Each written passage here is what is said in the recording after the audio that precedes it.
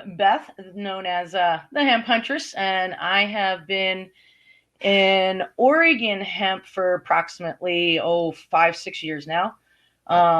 Pretty heavily the last 3 or 4. And the organization you see up here, the Oregon Industrial Hemp Farmers Association, is one I highly recommend joining, especially for any Oregon hemp farmer. And then anyone in the hemp industry should be following Agricultural Hemp Solutions. And I'll give you a little bit of information on them in just a second, but they are focused on the campaigns that move us forward. And Courtney Moran has lobbied and helped get the new USDA final rules passed and is really always out there in the forefront for us. So with that, so the new USDA final hemp rules, what are they? And then the next steps will be to support the Ag Hemp Solutions campaigns that are WHIP, which is work in process, and Crossroads, which is all about getting a legal scientific definition of 1% for the legal definition of hemp. And we've got, this video is only about a little under 2 minutes. So feel free to pack a bowl and meet Courtney Moran and Agricultural Hemp Solutions, an organization that I personally support. Courtney has been here at Tokeativity sharing her work, and by all of us working together, we can really continue to move things forward. So I wanted to share a little bit about this organization and Courtney Moran with you. Hemp is at the crossroads of becoming a respected agricultural commodity with the power to revitalize the family farm and our communities at a time when our country needs it most. However, the domestic hemp industry is facing real threats. Federal agencies are burdening farmers and processors across the value chain with unworkable regulations and unwarranted restrictions. Regulatory overreach into agricultural hemp, inconsistent with the intent of the 2018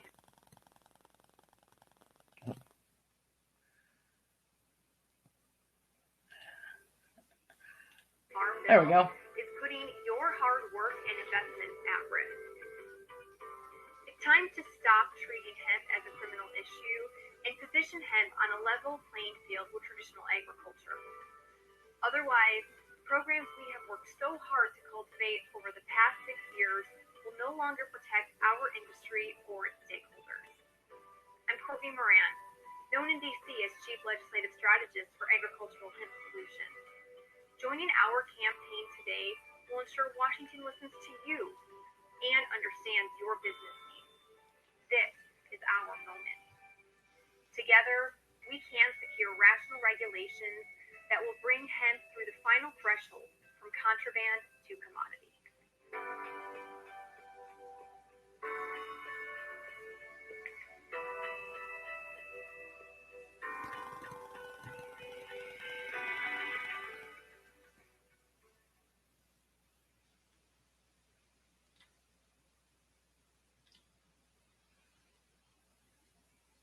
Okay, so that was a little bit about Courtney, and I am still learning the system here. So let me get on to our, get on to our next slide.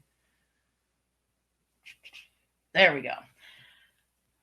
So I do apologize. I did not realize size-wise, this is probably a little bit hard to read, but the top changes of the bill are, first and foremost, it's going to raise the criminal negligence threshold from 0.5% THC to 1%.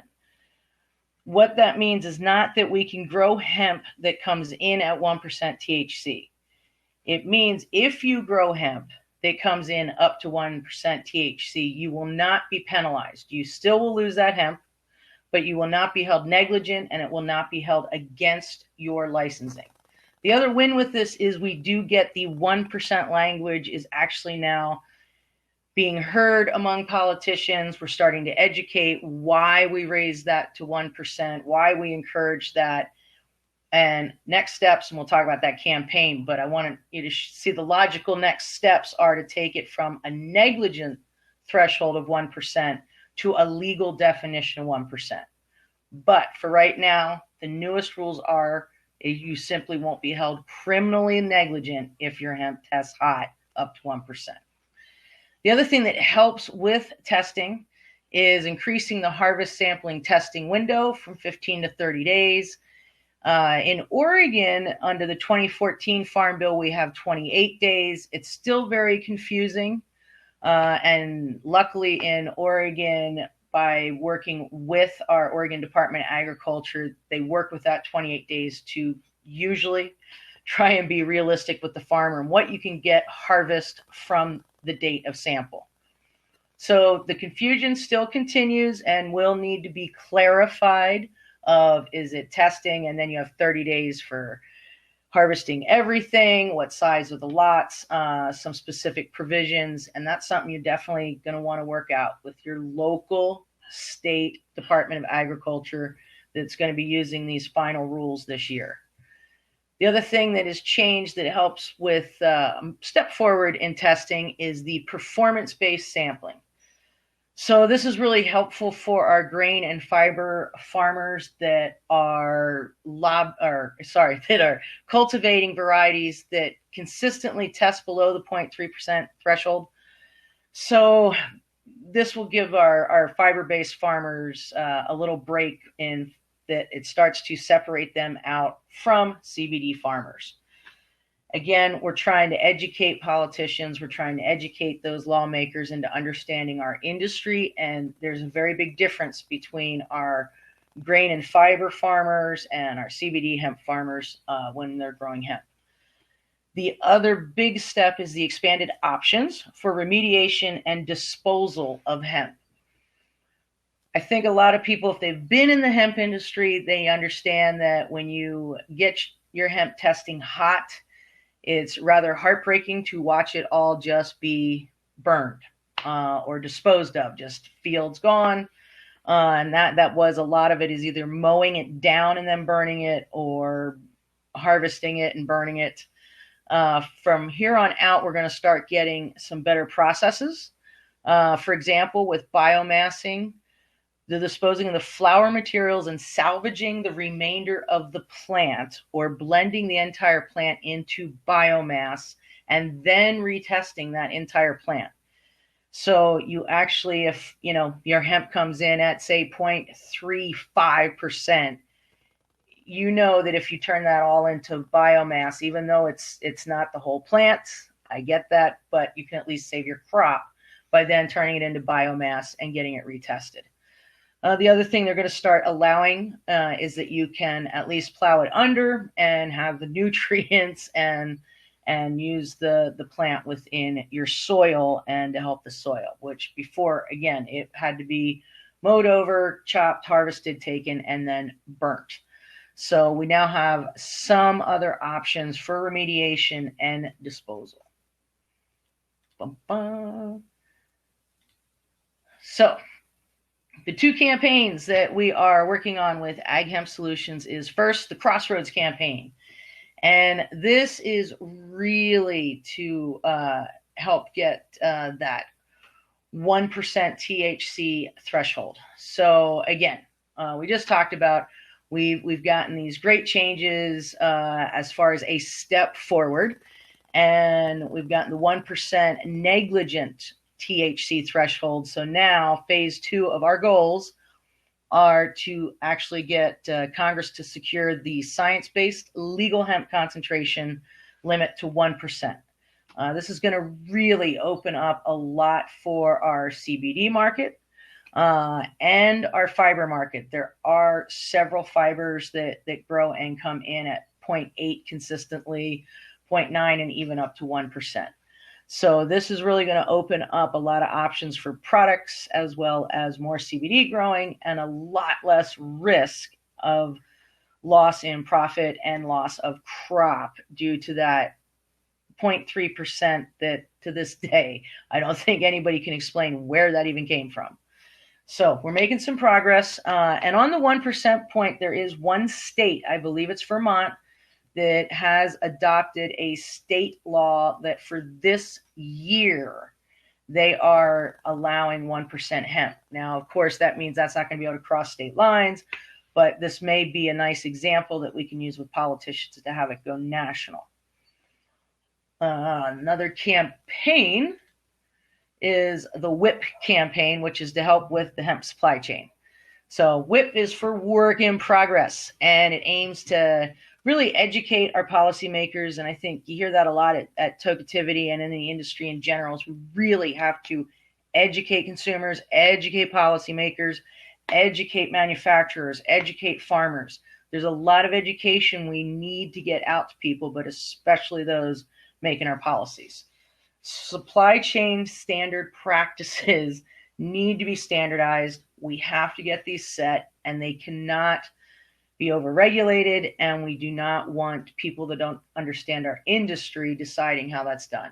So Courtney and Ag Hemp Solutions works with a lot of people to consistently set up some education and an idea on a safe path for how you set up supply chains and testing along the way, and creating protections for everyone along the way so that the trucker doesn't get, arrested for delivering, whereby the farmer was legal for growing, but the processor wasn't legal.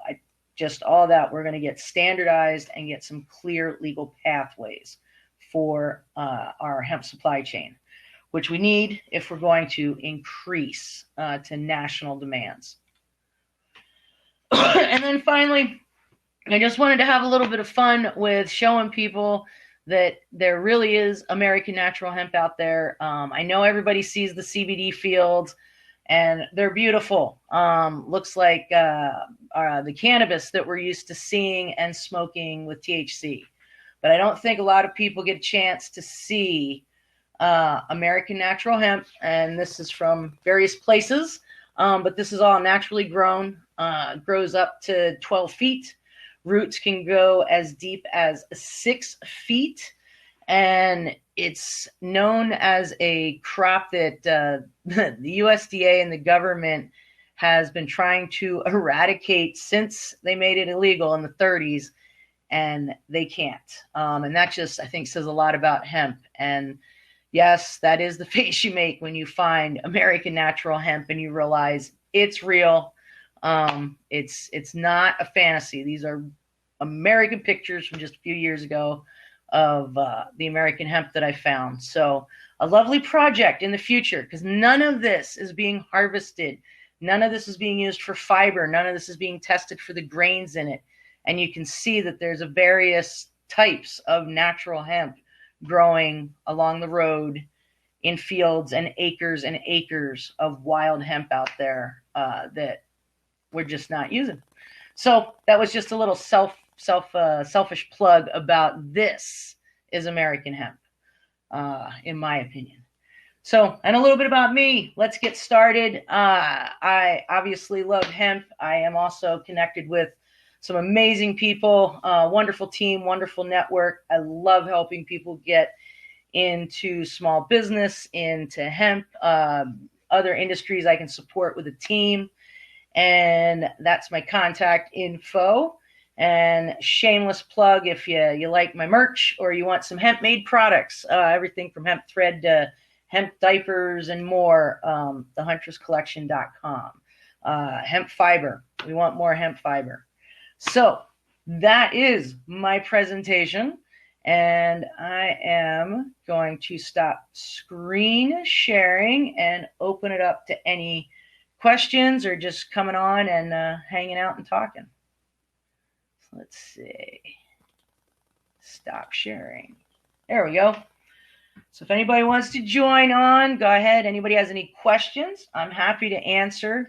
I guess one of the things real quick that I should have clarified is those USDA new rules for hemp go into effect March 22nd this year for people that are for states that are using the 2018 hemp rules. Oregon is using 2014 hemp rules still. And in my opinion, the Oregon Department of Ag and Courtney Moran really are helping farmers continue on a consistent path the best they can until we are forced to move forward on a federal level. And hopefully by then we have the 1%. we've got some amazing genetics here that are above 0.5 that hopefully we can save. So, come on, Kristen. Hi, how are you? How you doing? Good. So I came on real late. I just came on only a few minutes ago, and I don't know if you spoke about this. So I am a cannabis wellness coach, and I have a client that lives in New York. She does have a medicinal license to get any THC product that they have. But she just recently told me that she found a store that was selling, it was a CBD store.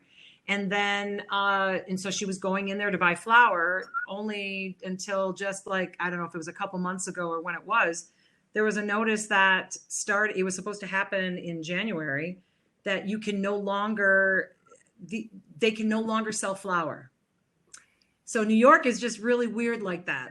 I do have another client, like even THC. I mean, it just blows my mind that, I live in Colorado, totally different place. Yes. Right. Yep. So going into a dispensary to get a higher THC product, and you can't buy flower. Yeah. That blows me away. It doesn't make sense. It's like, okay, you know what? We can sell you orange juice, but we won't sell you an orange.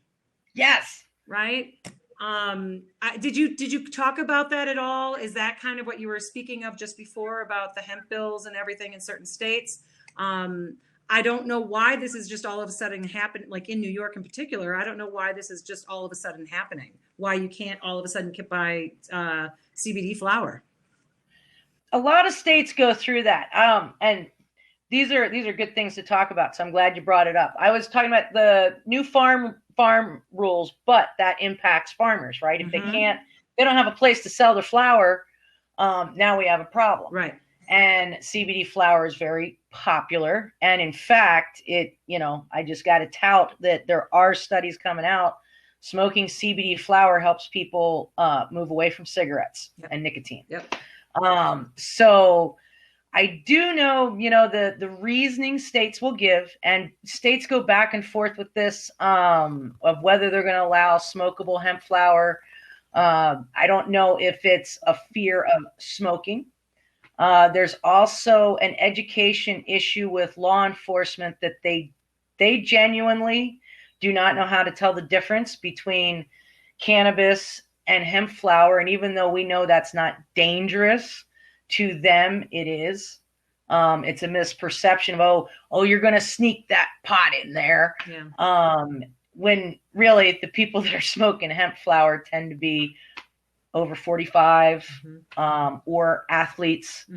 It's rather interesting, the demographic that chooses to smoke flower. But I would say New York is, and we have connections on here in Tokeativity that talk about, I think it was even New York that we have a friend that couldn't buy THC flower, the buds that were too big. Yeah. Yep. So it's like, does not make sense. I don't understand it. And I don't know. And in regards to the, even buying CBD flower, think about, there are hemp farmers in New York. Yeah. This impacts them. They're out of, they're out of a job. So that's unbelievable. Second thing is even in mailing, what is supposed to happen is that if you order it, it's like the state, they have to license with the state. The cost of doing such a thing, small hemp farmers, there's no way they can do it.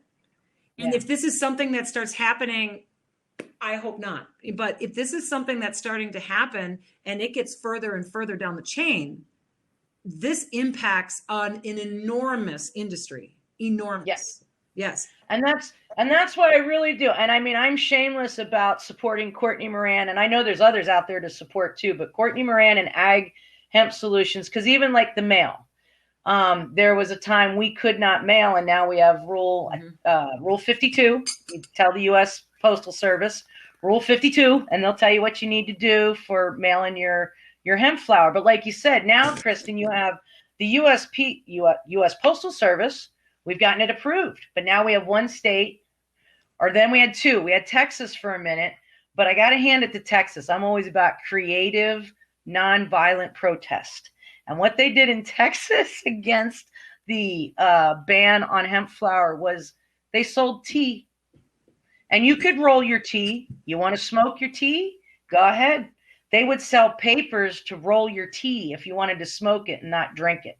Interesting. And so it became promoted so big in Texas that they were going to do that the legislature had to change the rules. But I think a lot of it is just ignorant education and personal opinion. I've been in the capitalist world long enough. We are stepping on a lot of toes. So if you eliminate farmer to store, which you and I approve of, and probably everybody on, watching this approves of and wants, you just cut out manufacturers. You just cut out plastic packaging people. Now, again, we're celebrating this, but those people have lobbied politicians with their money for years. And now they say it's not safe. We need to put it in this plastic packaging to protect this natural flower from children. Yeah. So, you just sparked something. I mean, I didn't even think about this angle of it, like in New York with this happening. So talking about industrial hemp. So something that's not even, is not optimal at all to be used as a smoking flower whatsoever. So with hemp, you have your industrial hemp, you have your craft hemp. So, right. So think about that. I mean, we're trying to be a country, most of us are trying to become more green here. And we are taking a substance, taking a plant that has been around for thousands of years that we were, it used to be that we were making a lot of cloth and textiles out of this a long time ago. And now it's coming up like it's a hippy dippy kind of even / bougie over there kind of thing.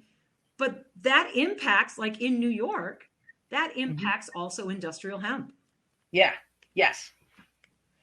That's unbelievable. But we will work through it. I'm not often as hopeful as I am when it comes to the government as I am with hemp. And it's because hemp really has crossed some major boundaries. Right. There is no, in my opinion, and I'm telling you, I've been around the country, there is no red and blue in hemp. There's just hemp. Yeah, it's just green. It's just green. Yeah. And it really is.